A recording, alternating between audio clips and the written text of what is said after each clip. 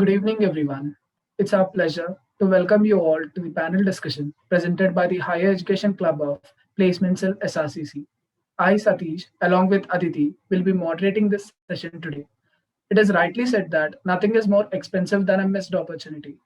And as a college student, we come across various opportunities to take up professional courses like CA, CFA, FRM, and actuarial sciences. Now it becomes imperative on our part to select a course that is well aligned with our interests and goal. So today we have our four panelists who will walk us through the journey of taking up a professional course, the structure of the courses, factors one should take into consideration, and of course, tips for the aspirants. We hope that this session is fruitful for all those who wish to know in detail about these professional courses, clearing them, and even score flying colors in the same. For this purpose, we have on board Anshul Garg, Suhani Singhal, Sailesh Buchasai, and Siddhant Bhandari. Anshul Garg, from the graduating batch of 2017, has cleared 12 out of 13 actuarial examinations from the Institute and Faculty of Actuaries. He is currently working as a senior actuarial analyst at Willis Towers Watson with 3.5 years of experience in life insurance consulting. He was the secretary of the Placement Cell SRCC, member of Commerce Society, Quiz Society, and Office of International Programs during his undergrad. Suhani Singhal, from the graduating batch of 2020, is currently pursuing MBA from IIM Bangalore. Along with her CAD preparations, academics, and extracurriculars, she has managed to clear CFA Level 2. She was PNJ Emerging Leader of 2020. She was the president of the Finance and Investment Cell and Chief Events Coordinator at the Business Conclave 2020. Silas Bujasia, from graduating batch of 2021, has always been a constant achiever in academics as well as extracurriculars. He had cleared FRM Part 2 and he was also the coordinator at Citrus Paribus, Discourse, and Arda at the Economic Society SRCC for 2019-20. He's an incoming trainee analyst at Axela Advisory Services. He has interned at ICICI Securities and Motilal Oswal Financial Services. Siddhant Bhandari is a CA final All India Rank 1 holder in the year 2018. He worked in Deloitte, KPMG, and is currently working as private equity analyst in Baring Private Equity Partners. His well-known epitome of hard work and determination, and he bagged several accolades in his academic career.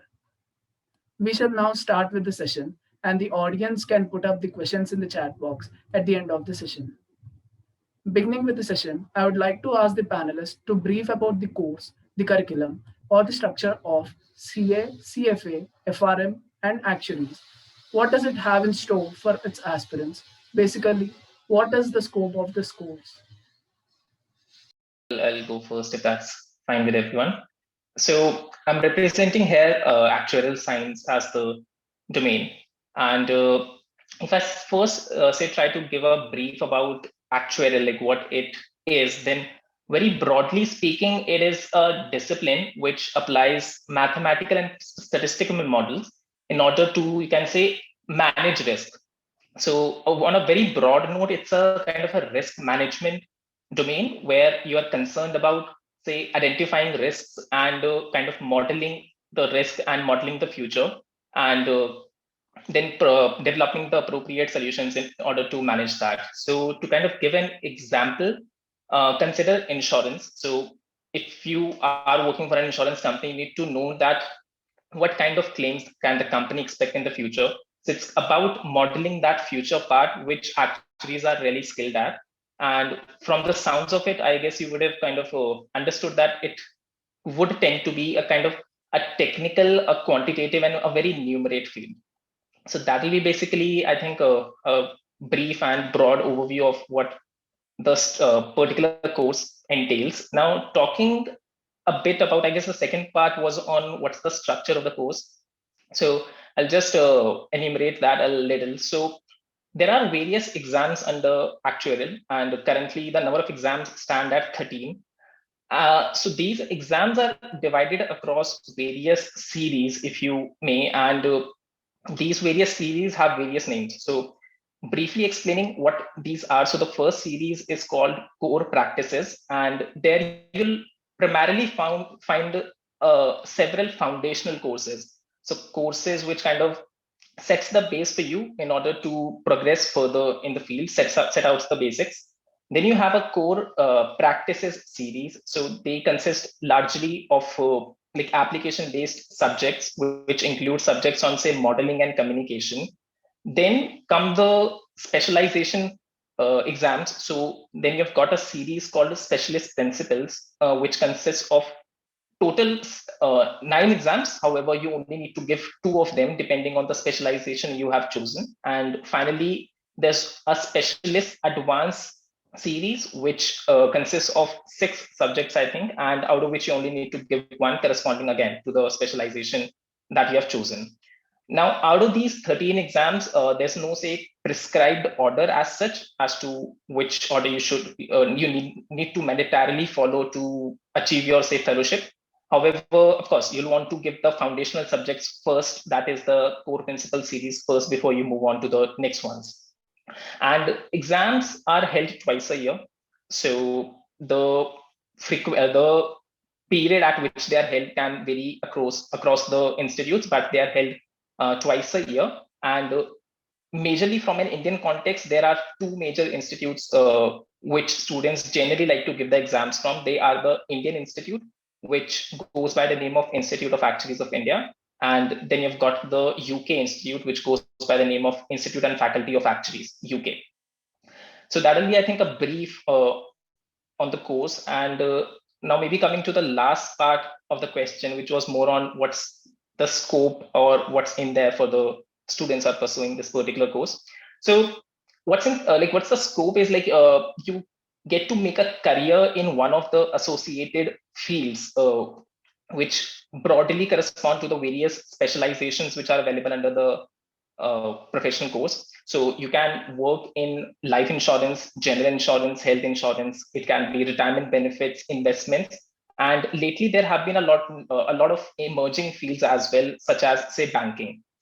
So these are the various kind of fields that you can go into in case you pursue actuarial, and you can work on various kind of organizations. They can be consulting organizations, they can be core organizations, for example, the actual insurance companies.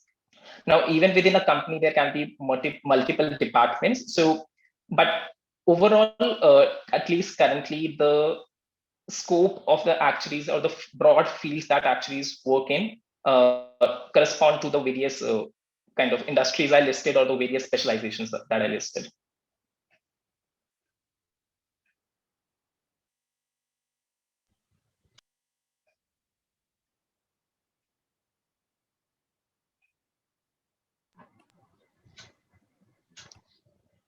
Any one of you can take it now.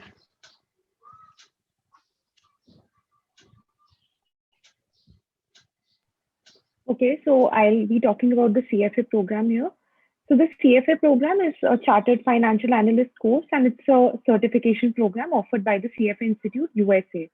And given its global recognition, it has a lot of value addition, not only in terms of the tag it comes with, but also in terms of the exposure it gives to various domains of finance.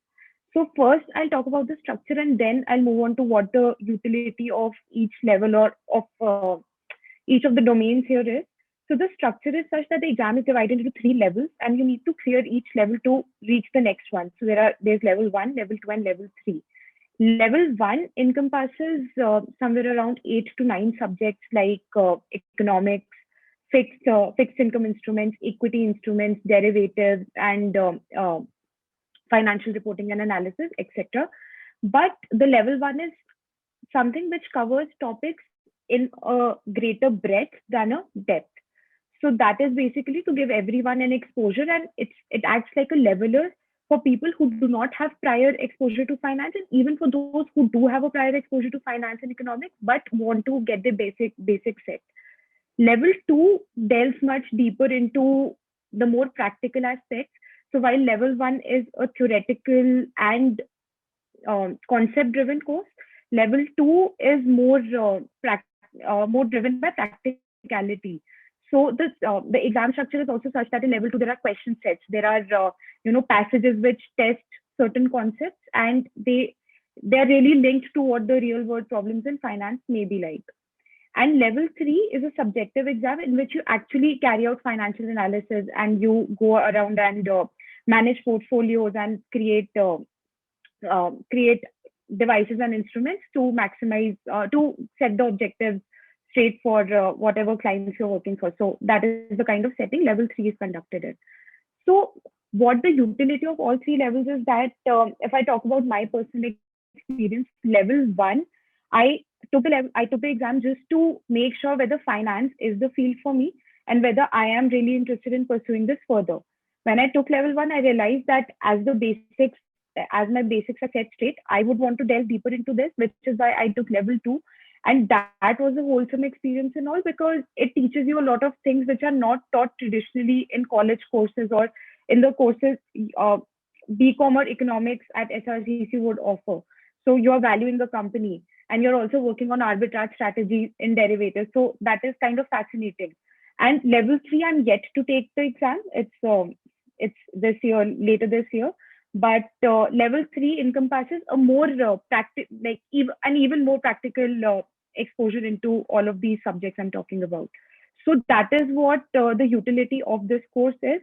And of course, CFA charter holders enjoy positions in various top positions as CFOs and in various other domains like investment banking, trading, sales, and whatever roles finance has to offer. And this is one curriculum, the CFA curriculum in all the 3 levels, that whichever finance role you end up in, be it as an equity research analyst or be it as a trader, there will be some aspects from the course we've undertaken which will be useful here. So that is kind of the scope and the utility of the course. And I think I've addressed the structure question too. So yeah, we can move on. Yeah. So is my voice audible? Yeah, completely. Yeah. So yeah, hello everyone. It's a pleasure to be here, and it's so unfortunate that it has to be in such circumstances. But I would have loved to have this sort of discussion over a cup of tea at Irfan's now with my juniors. But I guess we all used to it, these circumstances that we are living in. So firstly, as you know, most of all, you must be knowing that FRM stands for Financial Risk Management, and it's a global designation. And the institute, which conducts the exam is called GARP, which stands for Global Association of Risk Professionals. So it's located basically in the US, and the exam takes place all across the world. And basically, the designation is in finance, but the entire specialization and the core of the exam is in the financial area of risk management only. So, to speak in layman terms, the course would help you how to identify various risks, how to manage them, and how to mitigate them eventually. So, when you're looking at risk management, it does not mean that you don't want to take risk or you want to avoid taking risk completely from your portfolio. If that's the matter, then you can go and buy insurance for all the risk that your business is exposed to, or you can hedge away all your risk. But risk management is not taking risk. It's actually how to manage them well and mitigate them eventually, and how to take risk which are eventually profitable for your own business.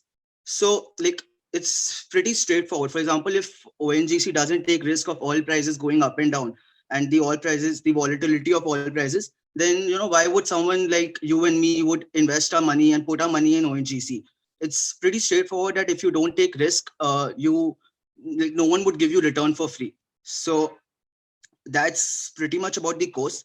And now let's talk about the exam structure and the pattern that it follows. So there are basically 2 levels to it, part 1 and part 2 respectively. And part 1 is going to be 100 multi-choice question paper, and part 2 is going to be a 80 MCQ paper. So there is no negative marking as such in the paper, and there are 4 options for every question offered to you. And it is a 4-hour paper for both the parts 1 and part 2 respectively. And the exam takes place every two times a year. That is the 3rd Saturday of every May and November, which is a fixed date by the institution. And Part 1 takes place from 8 a.m. to 12 in the noon, and part 2 takes place from 2 p.m. to 6 p.m. in the noon, in the evening.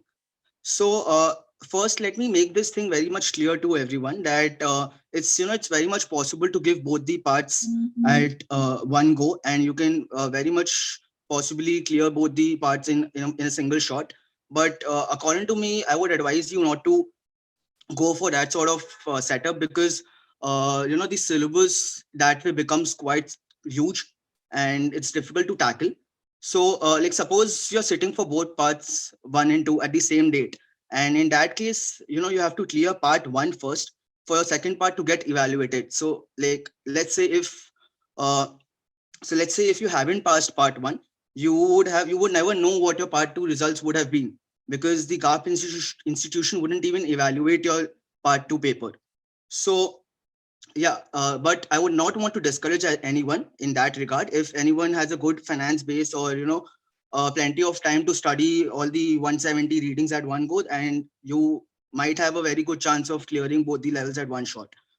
So speaking regarding the eligibility requirement, there's no issue in that regard, because even if you're an undergraduate right now, you can start off with the FRM curriculum, and the passing rates are somewhere about 40%. So it lies between somewhere 35 to 45% for your part 1, and for part 2 these exams it sees relatively a higher passing rate. But then again, we need to understand that people usually don't take these sort of exams quite lightly, because the cost that one has to give for setting for such exams is quite high. If considering you clear both the exams at one go without failing in any of the parts, it will cost you around 1 lakh or so. So the candidates sitting for such exams are quite serious, and they do not just do it for just for the sake of it. And so in order to be on the safer side of thing, you need to be in the top 35 or 40% of people performing, and we need to have a decent score in each and every subject on an average. So when you're looking at part 1 itself, we have 4 subjects in it. All these subjects are primarily focused on the fundamentals of finance. So there are about 70 to 71 readings entailing part 1, and they're completely based on core finance part of it. The subjects are namely foundation of risk management, your quantitative ability, financial market and products, and valuation and risk models. All 4 subjects have different sort of weightages in their marking system. And coming to part 2, we have 6 subjects over here. All entails different sort of risk. That's namely market risk, operational risk, and all sorts of risks that is there in the current scenario. So these subjects are really focused in terms of risk management as a whole. So lastly, I believe you need to understand the whole entire curriculum first before you take a call as to whether you need to pursue FRM or not, because it's a very enriching course according to me, and I guess I've shared my bit of it. My personal suggestion would be to Google up the names of the subjects right after the session ends, and you could have a much better and much elaborative detailing and understanding of the subject matter. Thank you. Okay, I'll go with the structure first. So CA Chartered Accountant is a course which has 3 levels. It's a CA Foundation level, then CA IPCC, and CA Final. And after you clear your IPCC, you have to do a compulsory 3-year training, which is called as Actualship. You can do that in a CA firm like Big Four. We have KPMG, EY, Deloitte, and PwC, and mid-size and small-size firms. Wherever you want to do, it just depends on whether you want to be continuing in a corporate life job, then you will go for a Big Four. If you want to own your own, if you want to start your own CA firm, then people go for a mid-size and CA firm, because there you learn everything. So in Big Four, it's usually focused way of focus department you'll be given. If you're in audit, then it's audit. Then if you're in tax, then it's tax only. And even in tax, we have different specializations. Like there's corporate tax, there's international tax, transfer pricing, M&A tax. So it's completely different for a Big Four. If you're working in a Big Four, but if you're in a small and mid-sized firm, you get to learn everything. You'll do audit also, you'll do tax also, you'll do international tax also if your client requires that. So that's the way how it is structured, and it approximately takes you 4.5 years if you give everything in one shot, and if you give an attempt, then accordingly it will take time for you to clear. This is the brief about the course structure, and course usually involves much of because a CA, what CA usually does is audit and taxation. So these two subjects will be always be there, and then of course we'll be dealing with accounts as a subject. We'll be dealing with tax. In tax also there will be direct tax, indirect tax, and there will be a touch upon your financial market kind of category also. It won't be as detailed or in depth like a CFA course gives, but it will give you a brief touch like in the subject of financial management as it is called in that subject, family financial management or CA finance. But you learn a lot in these particular subjects also, and now from last 2-3 years, CA course has become more of a practical thing than becoming a theoretical thing. All the questions are more of a practical way of asking the questions. How CA is able to happen. So based off kind of a case study question. So that's how CA exams are structured right now. Now, what you can do after becoming a CA is like you can do anything right now. It's not compulsory to be in a only in audit or tax kind of thing. People have moved to work in consult management consultancy firms like BCG, McKinsey, Bain. But right now, these are the interviews usually happen only for the rankers because it's a way for them to shortlist so many candidates. That's given for them for because they can't call everybody for the interview. So the way they shortlist is right now, call whatever the rankers they have, they will again shortlist what kind of work experience these people have, what kind of other activities are there on the CVs, maybe the college or something like that. All the criteria are same, and then according to that is called, and that is also changing right now. Now I see that BCG doesn't only call only rankers for the interview. They give other people also a chance in CA field itself. Maybe once after 2-3 years of experience, BCG gets chance. So this is how, and you can work in investment banking after clearing your CA final. 1 second.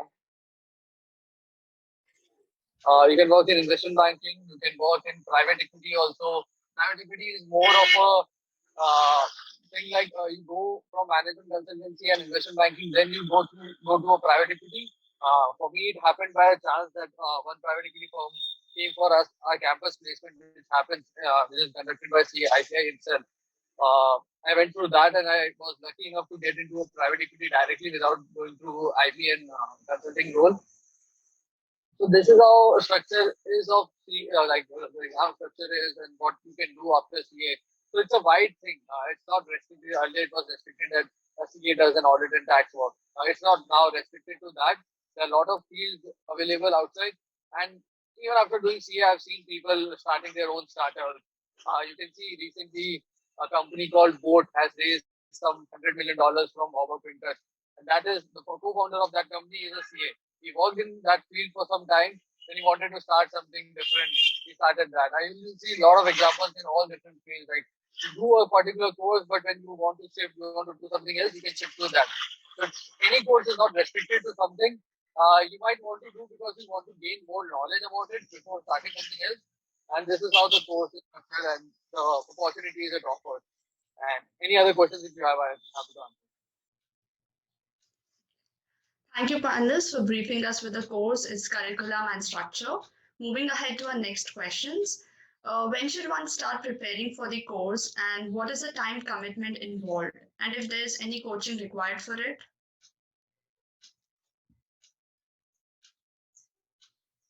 Okay, I think I'll go again. Right. So I think first part was when to start preparing. And so considering in actuarial, you have 13 exams. So that's a good number. That's like a big number. So of course, it's preferable, I'd say, that you start during college itself. So there's no restriction that you need to be a graduate in order to start writing the exams. You can well do that while you are studying for your graduation as well. And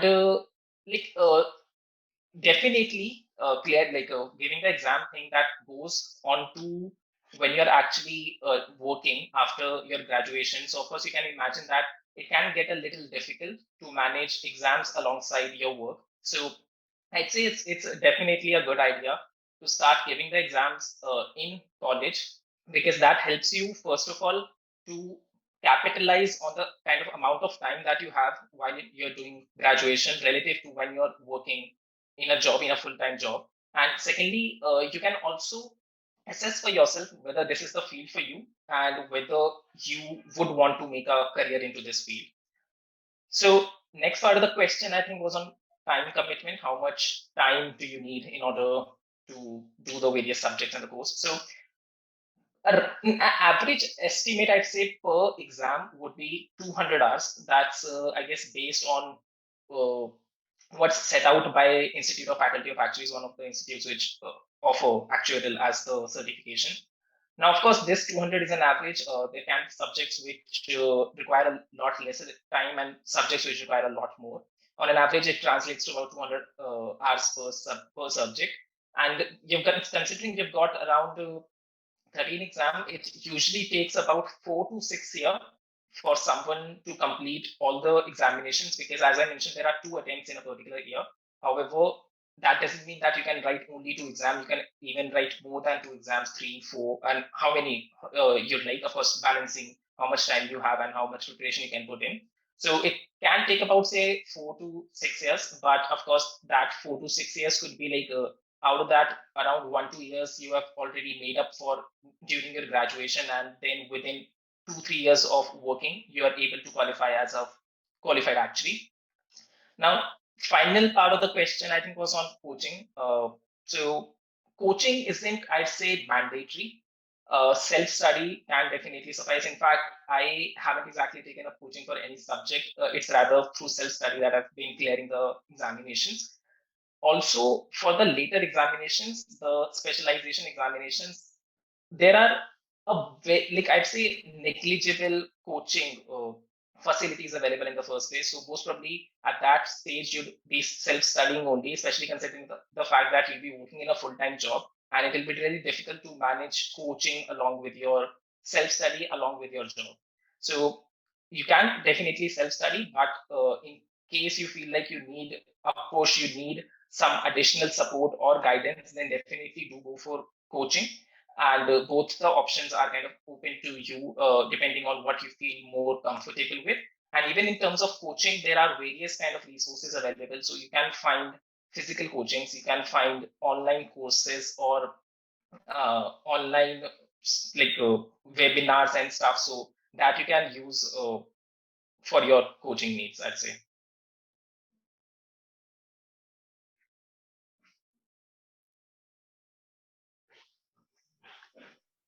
Okay, I'll go next for the CFA program. So ideally, level 1 is to be taken in your final year of undergrad or after your graduation, and that is the eligibility. So technically, if you're taking the exam in your final year, you can start preparing for it in your last semester, or maybe give 3-4 months to it. And I think very recently the CF Institute has started offering the first level of the exam 4 times a year, while level 2 and level 3 are offered twice in 1 year. So that is the kind of time frame one needs to give. And again, ideally, 300 hours is what the institute expects you to devote to this exam.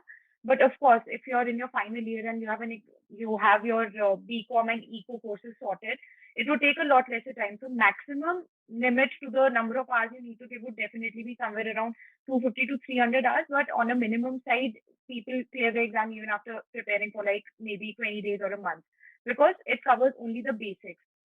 While level 2 is kind of concept driven, which is why you do need to give 300 hours to it, because you need to understand what's lying under the theories and the concepts that are mentioned, and whatever valuation methods they mention, whatever numericals are there. So those are the things which need to be understood very, very closely. Otherwise, the exam becomes tough to handle. And level 3 too, because it's subjective, and because level 3 is something which combines your learnings from level 1 and level 2, and then you're actually applying them in portfolio management and analysis of various companies or even any financial concept. Level 3 again requires somewhere around 250 to 300 hours. Now, the exam preparation material is such that when you register for the CFA program, you do get access to their curriculum, which is very bulky. So, again, it's a personal choice, it's a trade off. If you want to spend a lot of time understanding the absolute basics of whatever lies in these domains, let's say equity investments, let's say derivatives, let's say alternate investments, it's advisable to go through the curriculum. But if you feel confident enough that, you do have some prior knowledge of these concepts and this can be managed in lesser time, you can make that kind of trade-off by going for third-party note providers like Schweezer Notes, and even some IFT notes are there. So these are all third-party providers. Now, coming to the coaching bit, coaching is not really required if you feel comfortable with self-study, because I have I've cleared the first two levels without coaching, and level three also I plan to take without any coaching. But again, a lot of self-paced courses are available, a lot of videos are available on the internet which you can refer to in case of doubt. So, coaching sometimes, the kind of coaching that is offered by Indian prep providers makes it kind of it makes the entire structure kind of restrictive, because it's kind of pressurizing, because CFA is something which is, I feel, very self-paced, and it's so there's a lot of personal touch to your preparation that is attached, because there is one subject that you know well which you would not like to spend a lot of time on, but there is one subject you're struggling with which you want to devote more time to. So that way, coaching makes it lose that personal touch, I would say, but again, would not discourage anyone from going for such an option as long as it is helpful and constructive. So yeah, this is my bit about the preparation part. And again, level one needs to focus on the details and go deeper into the theoretical concepts, learn how to use the financial calculator, and practice a lot of questions from the ethics portion, because that is one subject people tend to ignore because it's non-quantitative, it's extremely theoretical, and it's case study based. But of course, it's a very important subject it's a make or break subject basically in level one for a lot of people. While level two and level three, what is required is a practice of the numericals, of the passages they offer, and subject wise prep. And in CFA, you cannot leave any subject. There are 10 subjects, and you have to study all the 10 subjects in all the three levels. And there is no scope of leaving the subject, because the scoring is such that so there's a minimum passing score. There is no cutoff as such, which is pre-decided. It is decided after the performance of the candidate. And in case you score less than 50% in one subject, it has to be compensated by a more than 70% in some other subject. So the scoring criteria is not very defined, but one should tend to lie above the 50% mark in all of the subjects. And in case one has not prepared much, or one finds the subject to be a little difficult, that lower than 50% mark needs to be compensated by a greater than 70% mark. So that is about it. So yeah, with regard to the type commitment, there's no thumb rule as such. But I've seen my friends and other candidates as well studying for 6 months and failing the exam, and I've seen my friends studying 2 months and passing the exam with flying colors. So for example, some XYZ person took only a month or so to clear the exam, and if you would really investigate further, and you would eventually find out that he or she they already have a well established foundation or finance base, or he or she knew the topics very well beforehand. So in just in my case, I had started pursuing FRM level 1 after I had cleared my CFA level 1. So in that case, it was a bit easier for me to grasp the knowledge of FRM part 1. And so the point that I want to emphasize on is that not everyone has the same learning capacity. So I would highly advise you all not to imitate someone else's study pattern and go through your own pattern, and that would, I guess, suit the most comfortable to you. And I can't comment for others, but let me tell you my way of approaching things while I was pursuing FRM. I had taken up a coaching which had around 160 hours of classes, and which was followed by 20-25 hours of revision classes per subject, and which covered each and every reading of the curriculum. Now, suppose I have my exam on the 28th of May. I would keep that entire month empty, vacant for revision. And suppose I start my preparation from Feb. So I have 3 months to prepare the entire, for example, and see the entire, watch the entire video classes. That is, 160 hours of lecture. So it's around 13 to 15 hours per week.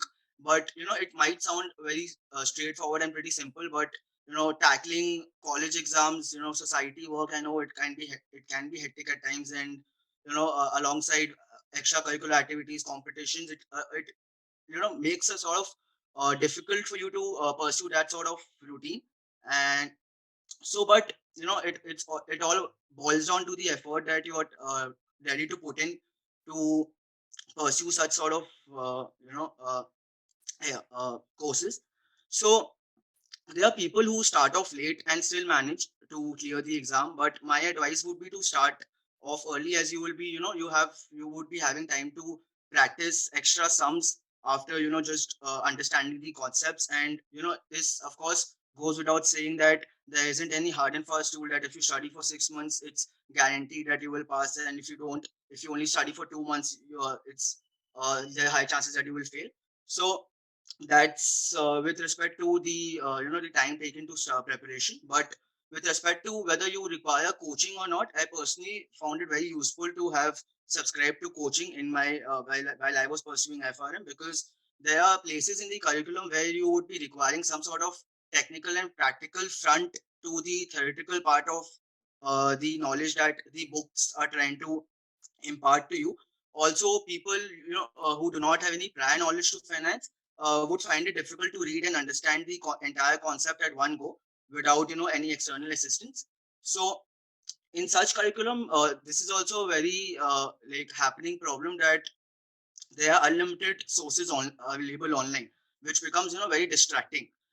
So if you're taking a coaching and you follow it regularly, then they will provide you with a good working formula which would be suitable to you, and very much sufficient for you to clear the both the parts. So but it all boils down to the amount of effort that you're putting in for your examination. And then again, I do not want to discourage any one of you. If you have the time and the willingness to and the willingness and effort to do it on your own, and understand the entire concept on your own. So you should you have a thumbs up from my end. But see, at the end of it, you as an individual, you need to sit down with your books and understand the entire concept, irrespective of any coaching you undertake. So yeah, that's my bit in this regard. Thank you.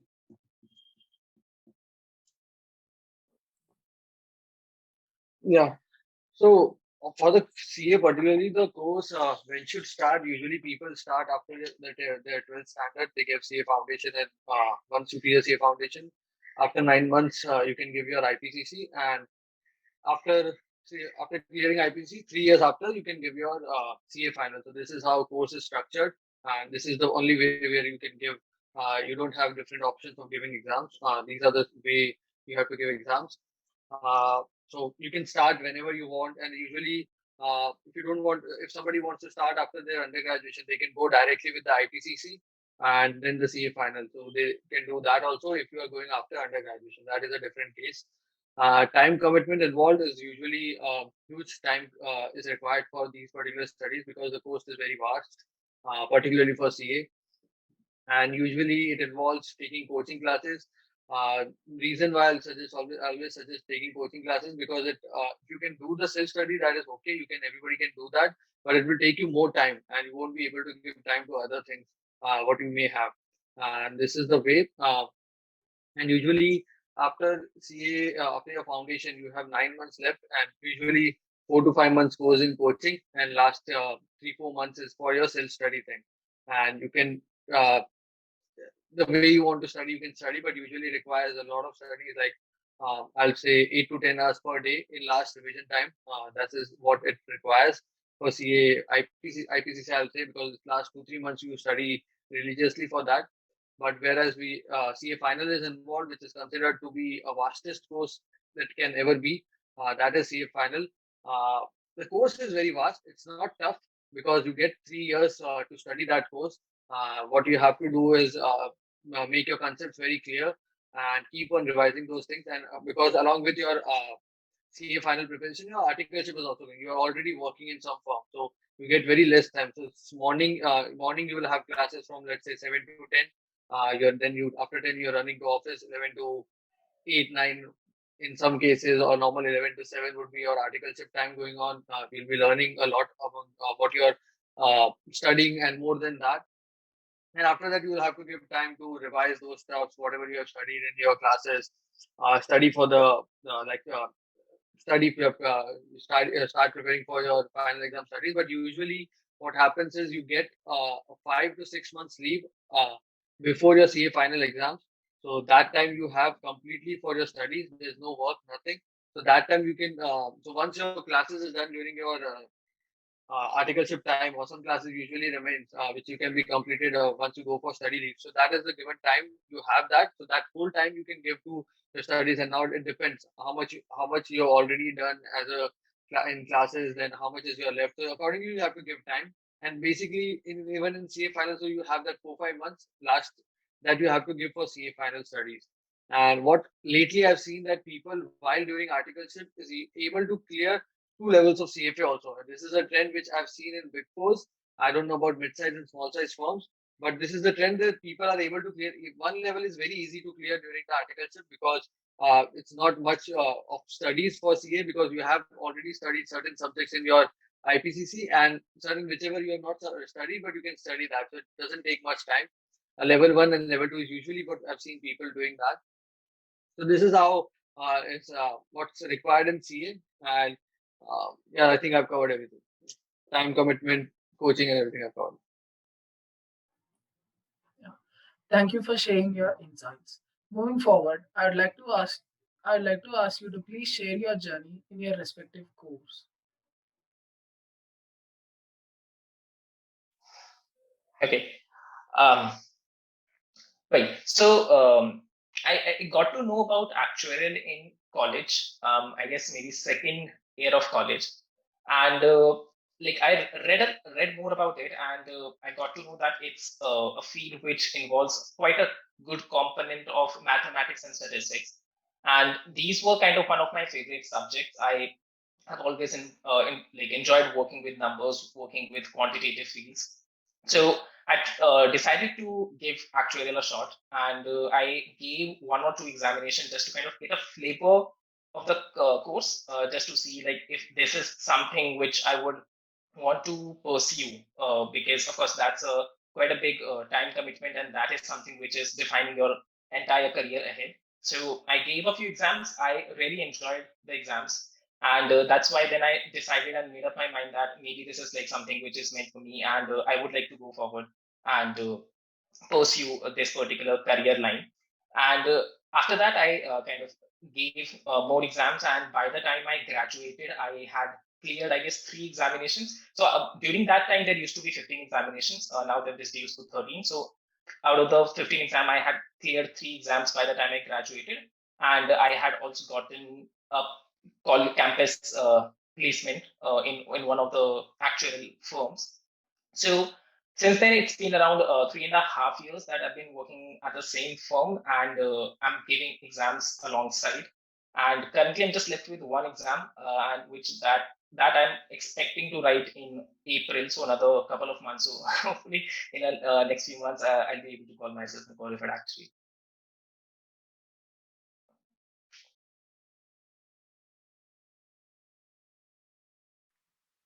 Okay, so again, I'll go next. So as far as my journey is concerned, as I mentioned earlier, level one was the decision to take the level one exam was just to test the waters and to see whether I'm actually interested in finance or not, because I was tilting towards that field during my undergrad days. And once I took level one, I realized that whatever I'm reading, whatever knowledge I'm exposed to, whatever internships I'm pursuing, whatever case study competitions I'm doing, I am able to understand them a lot better, and I'm able to give a lot of, I'm able to add value to those things in a much better way. Now that I've done the first level of the program, and I do have an exposure to what lies in these fields. So I'm able to understand. So everybody knows what happened in the global financial crisis of 2008. But after doing CFA level 1, I understood what the role of collateralized debt obligations was. So that is one example. When I was doing my wealth management internship at one of the firms during my undergrad, I realized that I'm able to assess the risk return metrics of these instruments only because I know what these instruments entail and what actually happens, what are the cash flows I get, what what lies at the heart of these instruments. And again, like there's one more internship I did, which was in equity research, and I have been like I was a science student back in school at PCM with eco, so I was not exposed to a lot of accounting. But during my internship, I realized that it was CFA that helped me understand all the financial statements and to actually go in depth into that equity research part of it. So after level 1, when I realized that the utility of this course is such, I decided that I'll give level 2 a shot, and level 2 was a wholesome experience in itself because of the many interesting concepts it had to offer. And even now, as I'm pursuing my MBA, there are some financial electives I've taken, and there are some courses related to what I've done in CFA, and I realized that those, like the foundations which were set back in the CFA level 1 and level 2 days, are really helpful in what I'm pursuing now. And with the same motivation, I'll be taking the level 3 exam too, and hopefully that should turn out to be well. And yeah, that has been my journey about it. Yeah, so speaking about my FIM program, I had undertaken my CFA L1 with more or less the same reasons that Suhani mentioned, that I wanted to figure out where, where exactly my passion and interest lies and whether I'm a finance guy or not.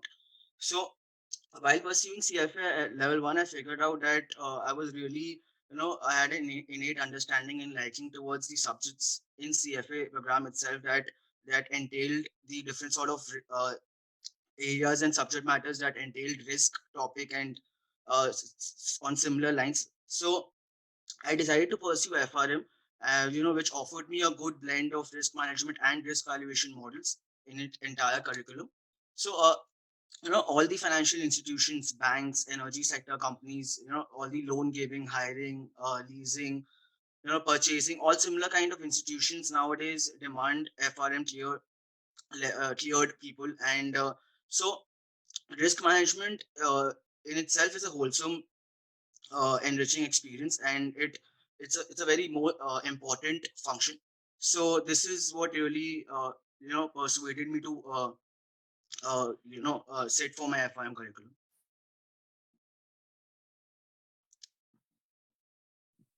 Yeah, so my CA journey was pretty long. Like it took 4 years for me to clear. It's a normal way how to clear.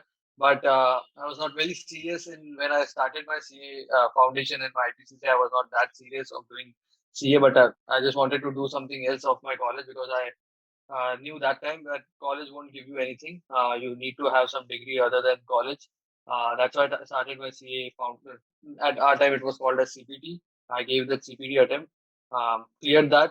Uh, like CPT was very likely I've taken and got some 52% around out of 100. So just passed over that.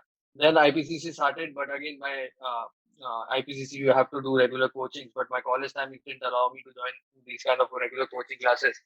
So that's why I joined some classes which used to happen only for 3 hours, but one day. That's why I studied for that, but I made sure that the last 2 months which we get for the self-study thing, I give all in for that. Whatever time I have, I've only studied for that particular exam. Uh, so did that IPCC, and after that I did my articleship. And for articleship, I joined Deloitte in statutory audit department in Mumbai only. I was in Bombay only from 2014. Only exams I've given from my hometown. So I started my articleship in Deloitte's statutory audit department for 1 year. Then I moved to M&A tax of KPMG. The last 2 years I did over there, and I got to leave for 5 months.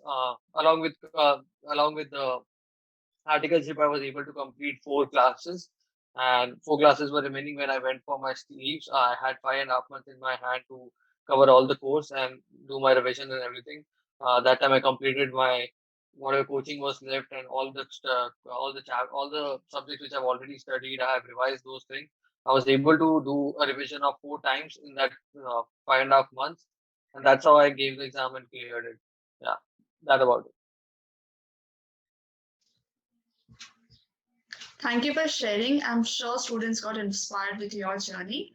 Coming to our next session, next question. What are the few factors that a student should keep in mind while deciding to pursue CA, CFA, FRM, or actuaries? Okay. Speaking for actuarial, so one of the most important things I'd say that one should keep in mind is that it's a very quantitative or numerate field. So you should have a good interest in subjects like mathematics, statistics, and maybe like a general love for numbers, working with numbers. So this is something which would really help you, because unless you have these kind of interests, it'll be really difficult for you to tackle some of the very mathematically intensive subjects which are there in actuarial later. And another thing to add, so I think everyone kind of mentioned that they took one or two exams just to get a flavor of it, just to see that is this meant for them, is this the field for them. So I'd suggest the same for actuarial. Try giving 1, 2 exams just to see if this is the field for you, and you can in fact do that without even taking membership of any institution. It's allowed that you can give one particular exam as a non-member.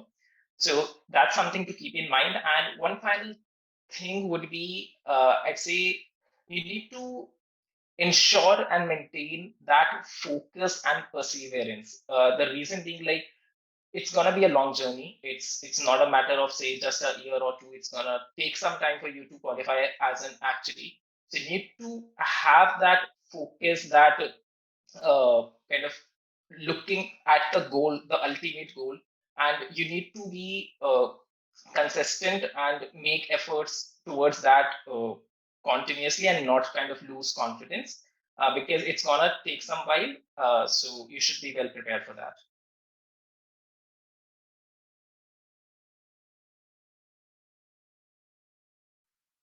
Okay, so talking about CFA, as I mentioned earlier, there are 10 subjects you need to study across all the levels. So there's a reason why there are 10 subjects, because the institute and also the course expects you to link everything. So you can't understand what's happening in equity markets unless you understand economics, unless you understand what's happening in the bond market, unless you understand what's happening in the the financial statements of these companies.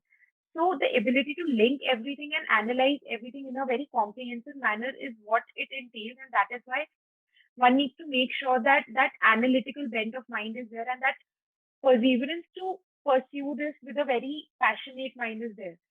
Again, another aspect which was very important in my journey too, that you need to be aware of what's happening around. So the CFA curriculum is revised very frequently, and it's a very contemporary course. So whatever you're studying, you should be able to link it to what's happening around. Otherwise, it might be just redundant, and it's just at the end of the day, it's just an exam, and it's not that difficult to clear an exam, but you need to be able to justify that certification if you have that along with your name, right?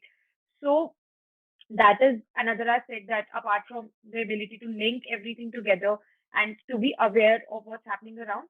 And the third part is, as Anshul mentioned, that time commitment, and just to be in it for the long haul, because three levels, like back when I was pursuing, these were not offered as frequently, so it takes around 2.5 years.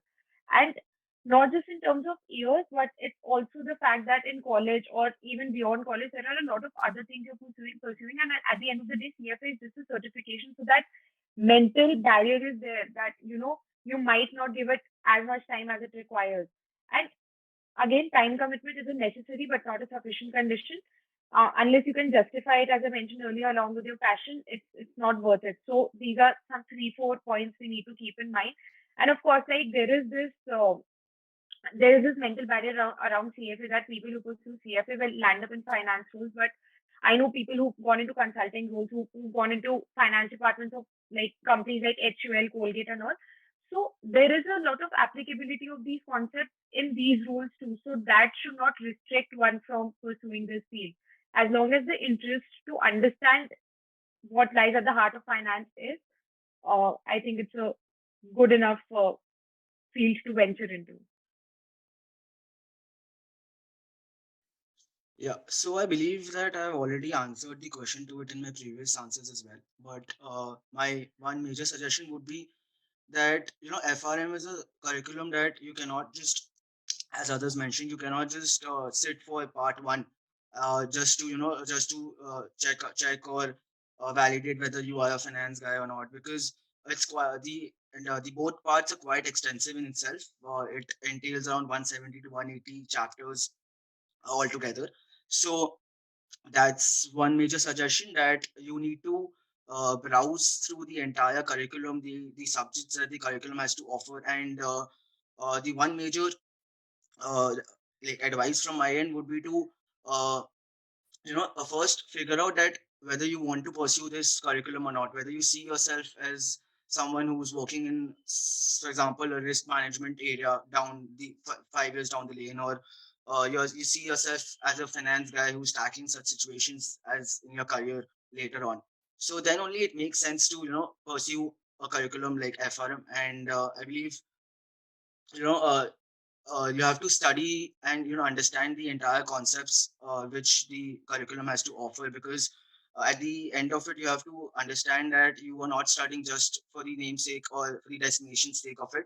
You have to apply the concepts that you are learning later on in the career you are choosing, in the field you are working in. And you need to practically be able to apply that sort of theoretical knowledge that you are imbibing from like pursuing such sort of curriculum. So yeah, that would be my two or three major suggestions with regard to effort. Yeah, for CA particularly, what few factors you should keep in mind is whether you like the subjects which it has, like law, like mainly is audit and taxation and accounting. Whether you like, some people are usually like they don't like accounting, so don't go into CA because accounting is a key subject over there. Because you can't, if you can't understand the financials of the company, you won't be able, and how these financials are made, and you won't be able to find out faults if it is not made properly, like what audit does. If you are not able to identify those things. So basically, if you have more interest towards these categories like audit, tax, so you can go for these subjects so that you'll be able to clear. But after CA final, after becoming a CA, there's no barrier that you have to be compulsory be there in doing audit or tax. But once you are entering into these subjects, just keep in mind that these subjects are very important for you to clear the exams, like what I've mentioned, the accounts and all, and whether you want to plus the time it takes. Of course, it doesn't take as much time as an I guess actuaries usually take a lot of time because you have to give a lot of papers, but at the same time you're working. But for CAU, if you are committed well, that it will take 4 years for you to clear the exams, and you have to be spending time in articleship for 3 years at that particular time. If you're committed enough and you can study that hard for this particular subject, then you should go for this course. Yeah. So we hope that every student considers the factors that you have mentioned. Now, I would like to ask you regarding the one myth about your course that you would like to clear out. I think this is gonna be my favorite question. Okay, one myth, maybe a very common myth, actually is not earn 1 crore right at outset, guys. So, like there are a lot of institutions, and maybe you would have seen like a lot of promotions saying that actuaries earn like crazy. Okay, that's something which is definitely possible, but that's something which will come with a number of years of experience. So it's not the case that you start outright with a huge salary. Rather, it's a very modest salary, I'll say. The difference here is that the growth from that level at which you start can be really big. And the reason for that is that companies generally have study policies in place for actuarial students, wherein there are increments particularly linked to the exams that you clear.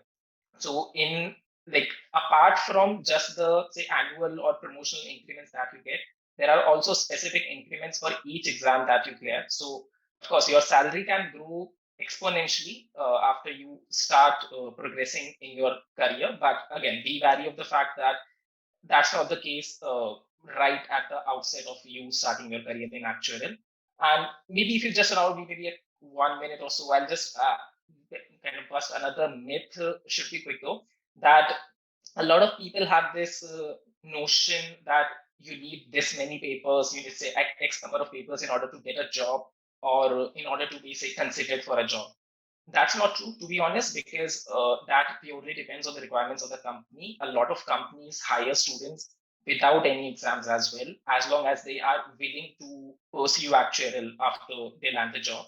And some companies can even have an upper ceiling as to say you can have maximum say 4 exams, 6 exams, and so on. So no such kind of hard and fast rule as to how many papers you should definitely have. And of course, it's not the case that in case you have say 6 papers, then you'll definitely land a job. Ultimately, it's about your passion, it's about your skill set and kind of your uniqueness, which will help you land a job in this field rather than just being based on the number of exams that you have.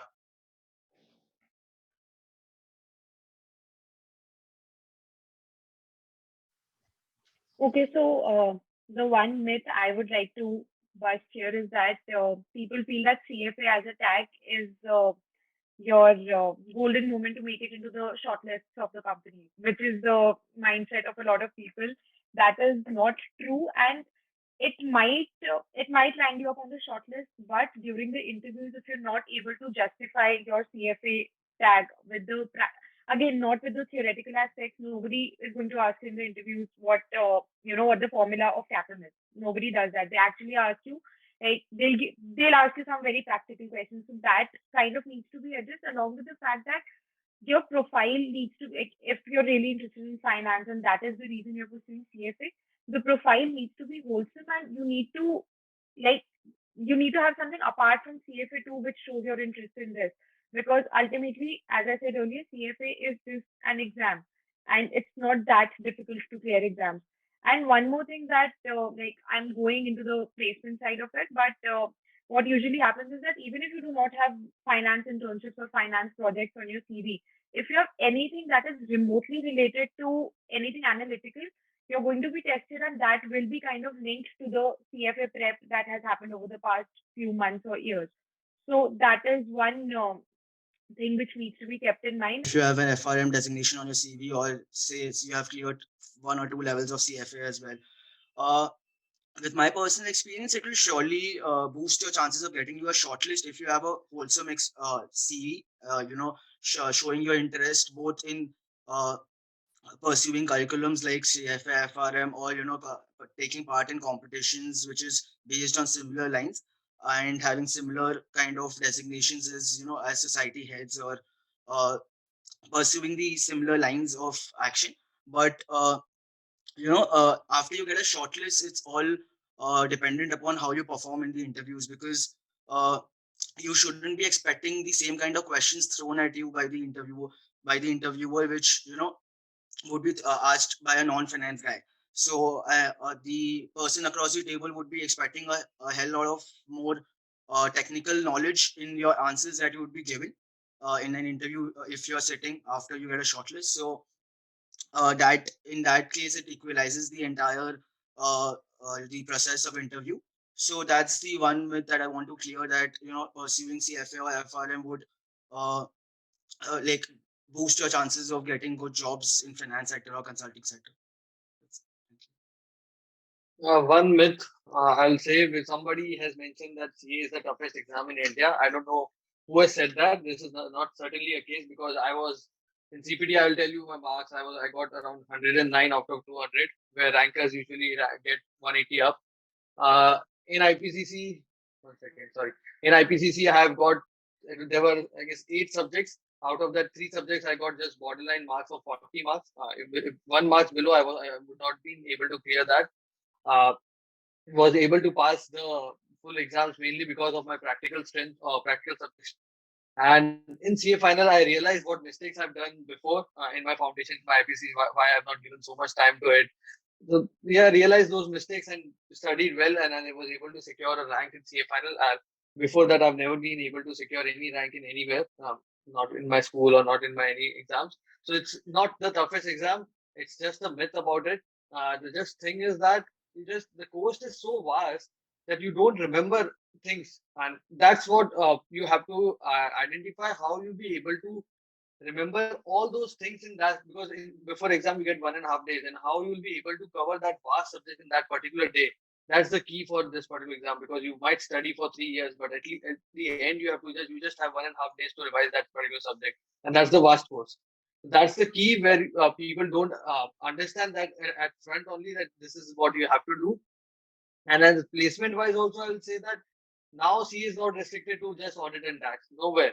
Now you can go to investment banking. I can give you a lot of examples who are in investment banking, who are in private equity right now, who are in management consultancy right now. So this course has moved wide apart from just being an audit tax kind of tag, but ultimately just takes you 4 years minimum time to clear that exam. So these are the myths I should bust on that. Thank you for smashing the myths which hovers around these courses. Coming to our final question, um, I would like to ask what kept you motivated throughout the process and any tips for the aspirants, the one who have made up their mind to take up these courses? Okay, what kept me motivated? Okay, so I think one of the major reason has to be the interest in the underlying subjects. So I've always enjoyed subjects like mathematics and statistics, and that's kind of true for every professional course, that you need to have interest in the underlying core subject. Of course, there are a lot of subjects in each course, but there's some core subject that you need to have interest in. So that was the case with me. And then I think one other reason is that there's quite a good linkage between studies and work. So kind of what I study helps me in my work, and at the same time, what I work on kind of helps me in my studies, because it's a kind of a practical course, and lately there have been measures to align it to the market needs as well. And finally, I'd say it's my personal goal and passion to become an actuary as soon as possible, and kind of having that designation. So the designation for an actuary is FIA or FIAI. Just like you have CA for a chartered accountant. So just kind of getting that designation as soon as possible, that has been a really kind of driving factor for me. And talking about the second part of the question, which is on tips for the students, I'd say a few of them can be. So one which kind of I've touched upon before, that you need to maintain focus and consistency, because it's kind of a long journey. Then while preparing, I think you should prepare a study plan and try to stick to that. Of course, don't be very rigid, but just try to stick to that, so that you're able to devote like good amount of time to the preparation part and a good amount of time to the revision part as well. So kind of keeping a balance between the two. And one last thing maybe is that don't be disheartened by failure. Of course, there are 13 exams. You can fail a few, and that's going to be completely all right, because you can, of course, give the exams again. And in actual, it's not the case that the exams are grouped so that you will have to give the entire group again in case you fail a particular exam. That's not the case. So that can be helpful. And of course, use this particular opportunity in case you fail an exam to just identify what went wrong and how you can improve it in the future. Because again, it's not just about clearing the exams as soon as possible, but rather about acquiring the relevant skills, because they are again directly relevant to the kind of work you would be doing as part of your job or whatever venture you kind of ultimately go into.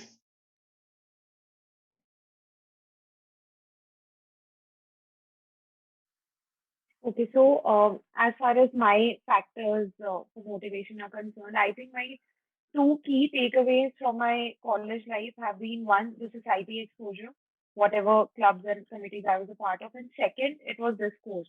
Because it was this course which helped me in my internships, in my projects, even in my society, because it gives you options to talk about a lot of things, to understand a lot of things, and to interact with people at a deeper level who are interested in this field. So that is one thing.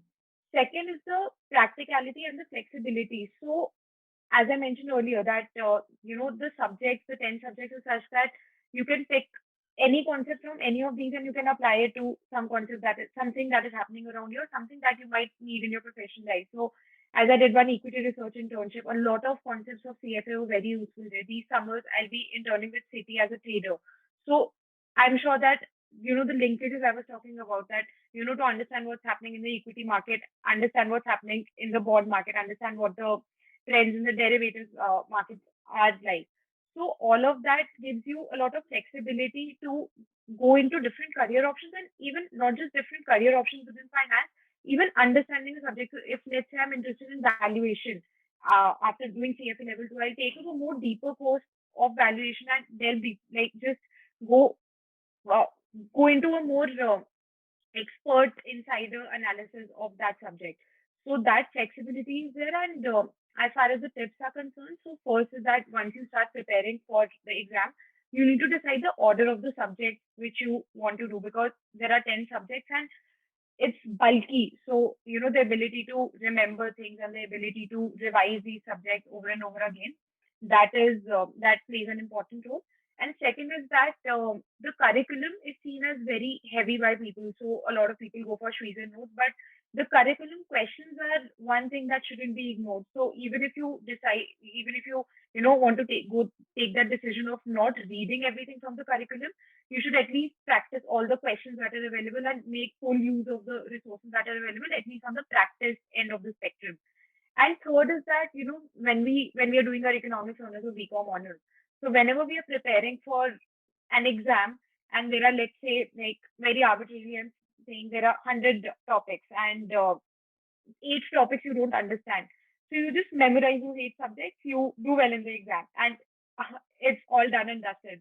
But that is not how CFA would work. That, like, even if there's one concept you don't understand, just grill as deeper into it as you can.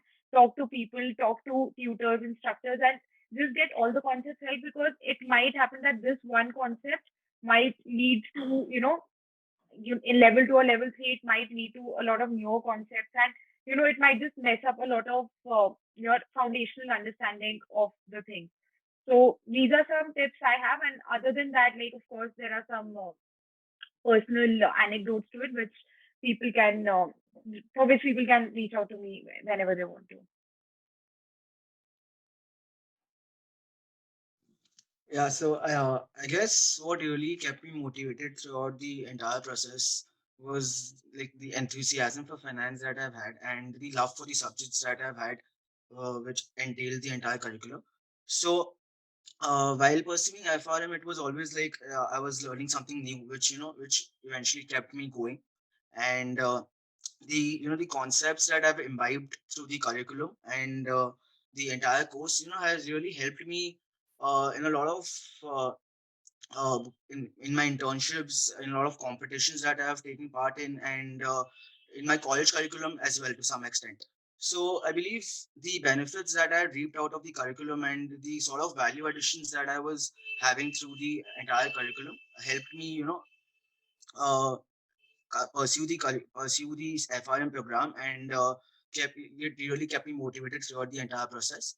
And with regard to the tips that I have to offer, the one major tip that I've already mentioned previously, and I want to re-emphasize on that point, that before pursuing the curriculum, you need to completely be aware of what you are trying to pursue and what scope and what it has to offer for 3 or 4 years down your life.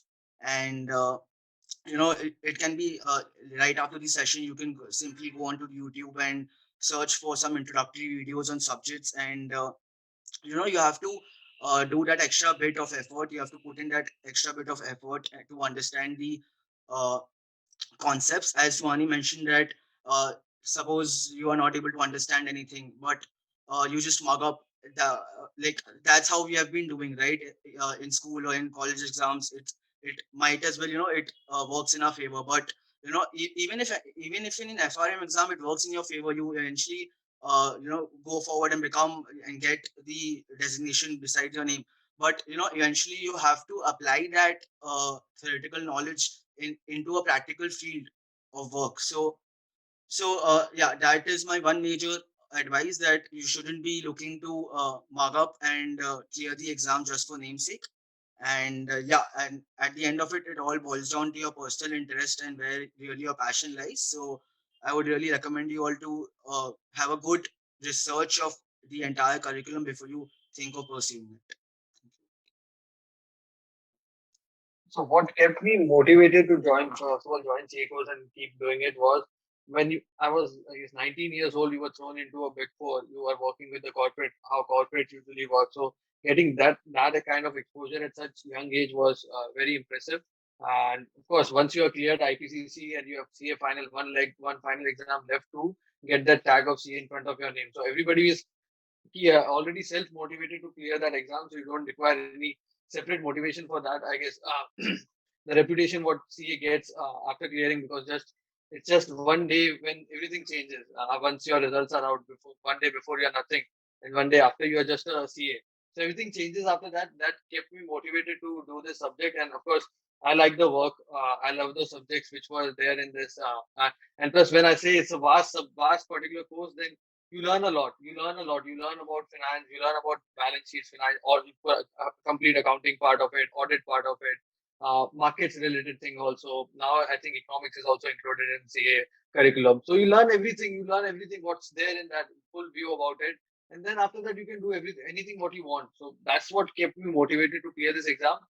Uh, Tips what I think would give you is mainly because CA is one subject which is known to all, apart from actually CFA or FRM.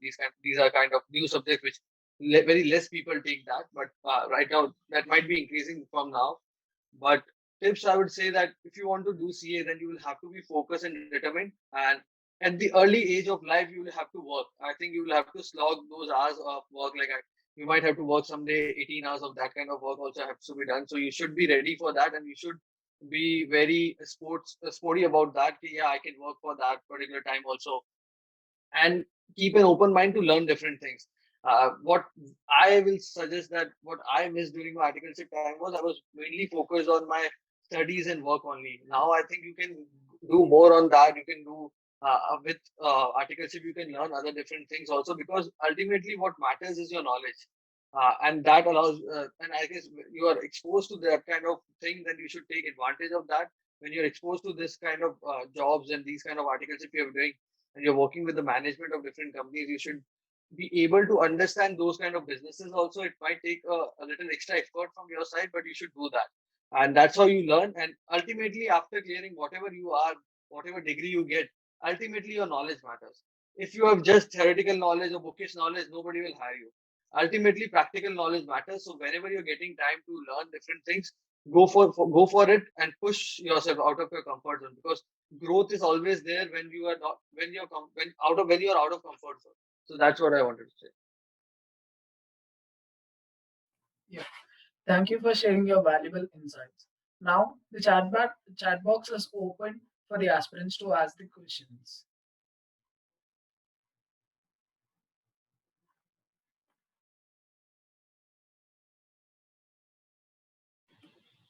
Yeah, Rohit has a question.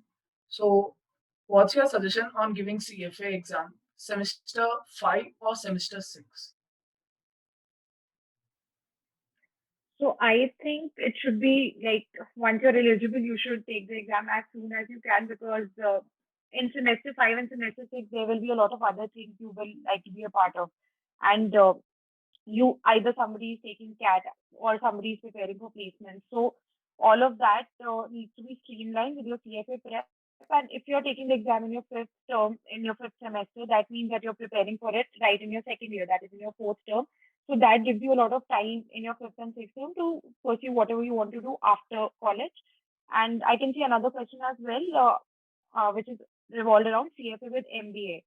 So with MBA, CFA is just like, like MBA has a lot of subjects and a lot of disciplines. So we are studying strategy, we are studying operations, we are studying marketing. Finance is just one of those domains. And being a CFA helps you in the finance courses, of course, but not to that extent, because whatever finance courses or whatever even strategy or operations courses we take here are not at a very, very deep level, because that happens sometime later in the course. That's like, for me, probably it happened in the next 2 terms and not in my first year. So again, just like CFA level 1, it's about breadth and not depth. And CFA in MBA will, it's just another part of the entire spectrum of subjects you're trying to study. So that is how it is working here. Can Yeah, if you could repeat the question. So Ayush has a question to you. He's saying that there are not enough jobs for freshers. So he wants you to share your view on that. Okay. Right. So one thing to consider about actuarial is that it's still kind of a niche field. So Siddhant mentioned that CA is of course something which everyone knows, and then maybe CFA is also something which people are getting to know, like increasingly getting to know about. But actuarial is relative.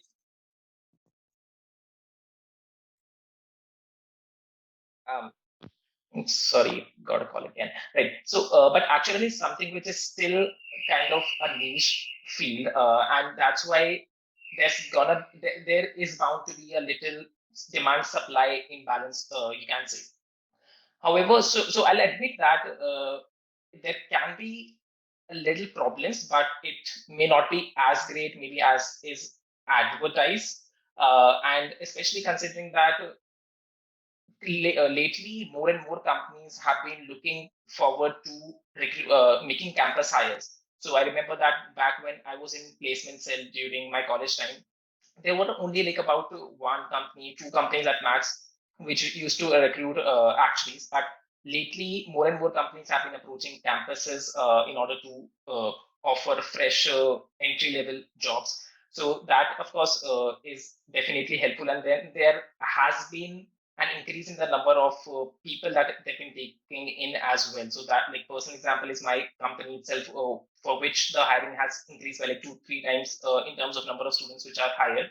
So situations aren't that bad, I'd say, but of course it can be a little difficult to kind of land up an kind of entry level role, but that shouldn't, I think, dissuade you uh, to kind of take up this field, because in case you're passionate about the field, I feel, in case you've got your concepts right, then I don't think there's anything that would prevent you from landing up a good job. Because, like, even if I see the kind of network around me, the people around me who were very passionate about the field, they're all in very good places today, and they were able to land up a job either in their either in the college itself or right after college. So I think ultimately it's about that purpose. It's about that whether you truly understand the concepts and truly understand the field and have passion for it. And if that's the case, then I think it shouldn't be that taxing to land up a job, I think. The next question is directed towards Suhani. So, what should be the order of subjects in CFA according to you? Okay, so according to me, again, it's a very personal question. So I would not chart out 10 subjects and the order for the fellow aspirants, because, as I said, it's a very personal touch to preparation that you need to give. But like, I'll give you some examples. So derivatives cannot be done unless you understand what equity and what fixed income instruments are, because they derive their value from those particular instruments. So that kind of understanding can be there. Then for a person like me who had no prior experience of dealing with accounting, so FRA was one subject I kept for the last. But for a person who's in a similar boat as me, might want to keep it as the first subject, so that they can give as much time to it as they want to. So again, it's a very personal touch for everyone, which they need to put into their preparation. But of course, there are some lists available on the internet depending upon your scope of study, and I'm sure there are some there are some quizzes and tests too which help you determine the order of study you would want to go ahead for. So that kind of research can be done. But again, like as Shailesh mentioned, there is no right or wrong way to go about your preparation. And just because one person has gone ahead with this strategy doesn't mean that this strategy is correct. So we need to frame our own strategies, and we can just I can just give these simple tips that, subjects like alternative investments must be kept for the last, because or maybe something like, the weightage of this subject is 5%, to keep it for the last. But again, it depends on what you want to do, what you want to grab out of this course. Okay. Thank you, Suhani. The one more question is directed towards Siddhant. The question says that what all can one do along with articleships, and what are the pros and cons of articleship with Big Four? I think what can you do along with articleship? There are a lot of things like I've mentioned that people tend to do. I've seen that there's a trend of doing CFA along with your articleship. Other thing, what you can do is like what you want to do after CA. Like if you want to go in investment banking or consulting, then start preparing like what these kind of people do. If you have an inclination towards these kind of jobs, try to understand what these jobs are, what these people do, And if you find that I want to prepare for that, or just start studying for that, or like if you want to be in a valuation kind of thing, then start learning how to value companies, how DCF model, relative valuation model, these work. These kind of things you can learn, because these are the things which we know right now.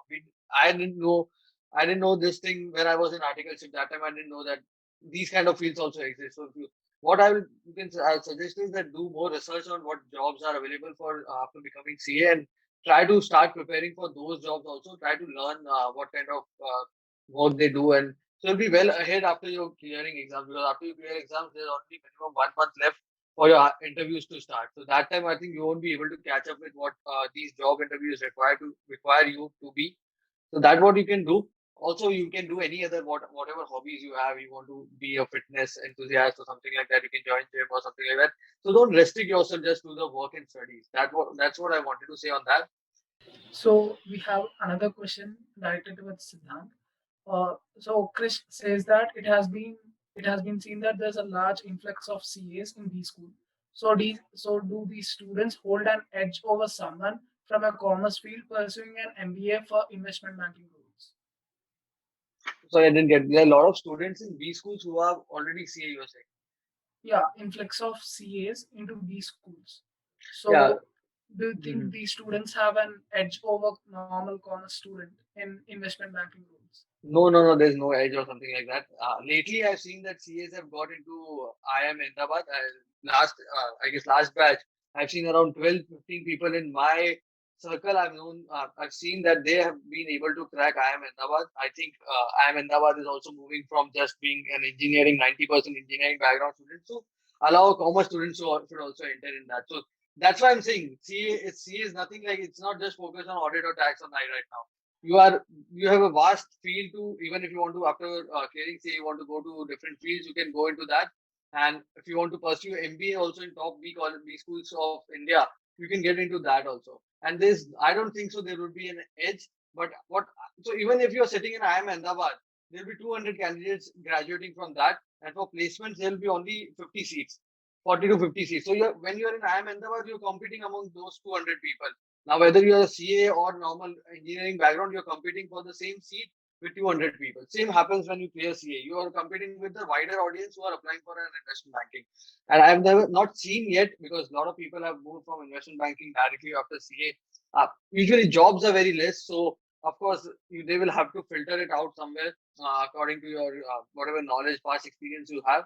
But right now, I don't see any advantage being given to, because what's happened previously is only MBA students get into investment banking, PE or something like that, or consulting. But now that is changing. But so ultimately, if you're CA plus IIM Ahmedabad, then also you'll be able to go into a consulting field. But only if you're a CA and you want to go into consulting, then also you can apply for it. Ultimately, it depends. First, you get into the interview stage, then you have to prove that you can be into the company itself. Right. Thank you so much for that. As we come to the end of the session, we would like to thank the panelists for taking time out of their schedules and sharing their insights with us. The session was indeed very enriching, and we hope that it will be beneficial to the batch. Lastly, we would like to thank all attendees for joining in, and we hope that you have a good day ahead. Thank you. I Thank you. think there was one question which was there, if I'm not wrong, which paper should one give to know whether actually is for you or not? Should I answer that? Yeah, go ahead. Okay. Right. So which paper you should be giving is so there used to be CP1 and CP5, and that culminated into some subject which is called, I guess, CM1 now. So either that or there's another subject called CS1. I guess either of these you can give at the first go to understand whether this is the field for you or not. Both of these exams, I think, are a part of that set of exams which you can give as a non-member. That is, you need not take a membership of the institute in order to give these exams. So I think either of these, if you give, you can have a flavor of the field and see if this is the right field for you or not. I think preferably CM1, because that covers a more fundamental aspect of the kind of things that you would meet later in the course. Thank you so much, Anshul, for this.